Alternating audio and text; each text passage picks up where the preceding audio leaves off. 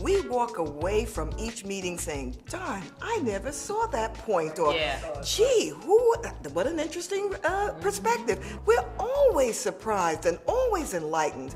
At our very last meeting, we found out things about ourselves that we didn't know.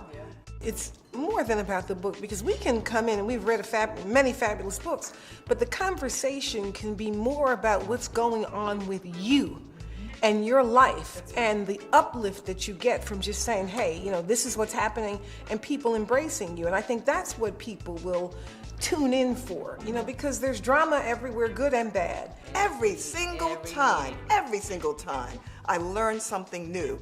But not just something new about the literature or the history of it, something new about these wonderful women who are part of the group. Depending on what we've read, that's what informs the discussion.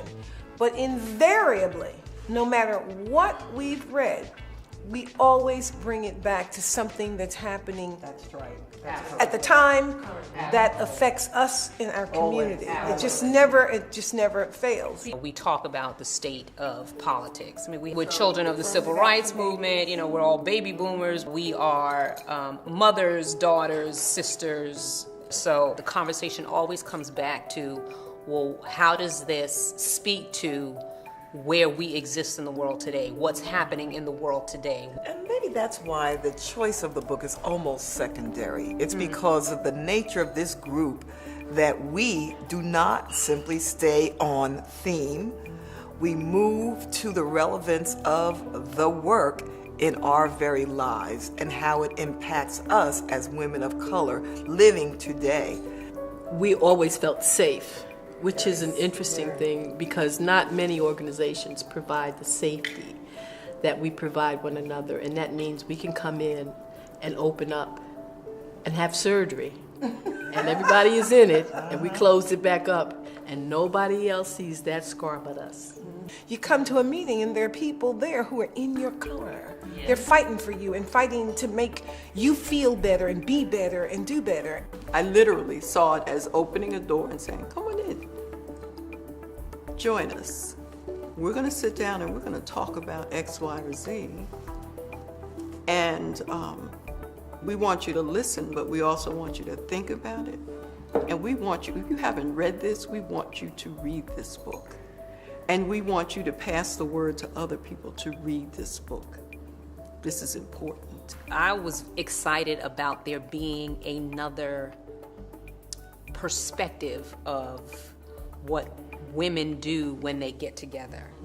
Not only, what we do as a book club and what we do as women, but our role in creating new images for women on television.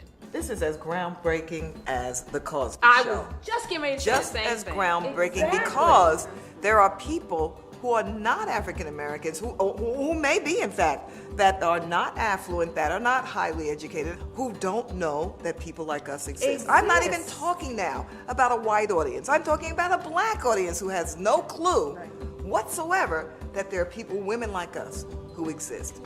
For me, being a black fox, it means being a part of a group of women who know who they are, who aren't afraid to show who they are, who know that they have each other's backs. When you put that black fox on your back, it represents every woman around this table.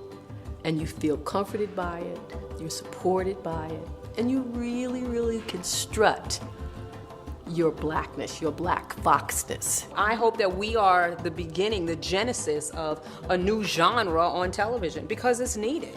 That's what, to me, being a black fox is.